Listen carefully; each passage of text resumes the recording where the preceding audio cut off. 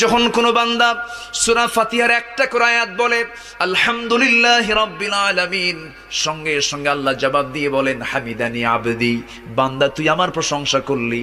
আর রহমানির রহিম যখন বলে আল্লাহ বলেন আসনা আলাইয়া আবদি।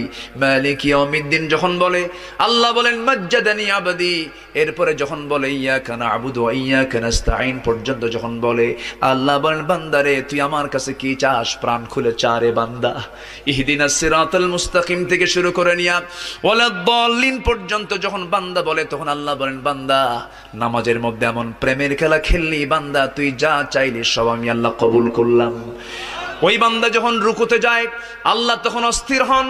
ওই বান্দা যখন সিজদায় যাওয়ার জন্য প্রস্তুতি নাই, সমস্ত ফেরেশতাকে ডাক দিয়ে বলেন ও ফেরেশতারা, এই বান্দাগুলো আমাকে দেখলো না, রাসূলকে দেখলো না, কোরআনকে দেখে হাদিসকে বিশ্বাস করে আমাকে খুশি করার জন্য তার সবচেয়ে সম্মান